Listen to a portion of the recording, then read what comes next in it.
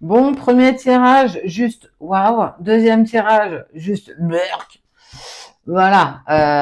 Je ne sais pas quel oracle tu auras choisi. Va-t-il te recontacter? Ce qu'il pense de toi et de vos destinées?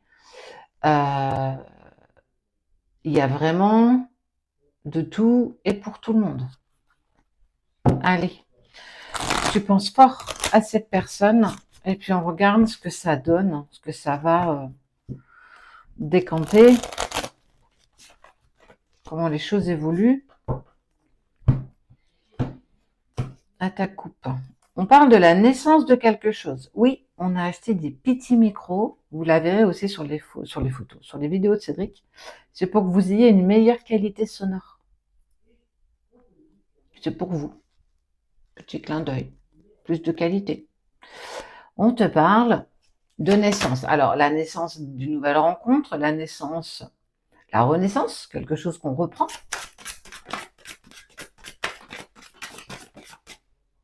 Évolution. Il y a une personne qui culpabilise de la séparation. C'est peut-être pour ça qu'il y a une naissance, quelque chose qui avance.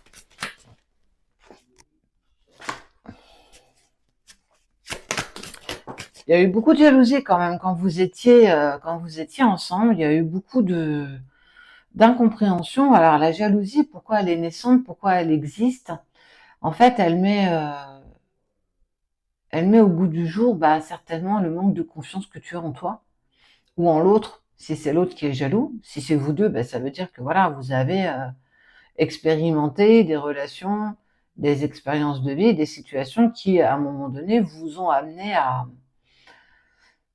vous protéger, peut-être pas dans les bonnes énergies, mais la jalousie est un véritable poison dans un couple, de peur que l'autre parte, de peur que l'autre reparte, de peur que l'autre euh, soit pas suffisamment sincère, qu'on va avoir besoin de preuves.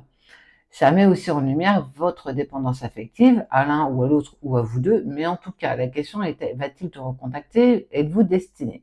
Ce qui est sûr, c'est qu'il y a une culpabilité naissante dans cette séparation que vous êtes en train de vivre. Et j'ai envie de te dire que oui, il y a une communication.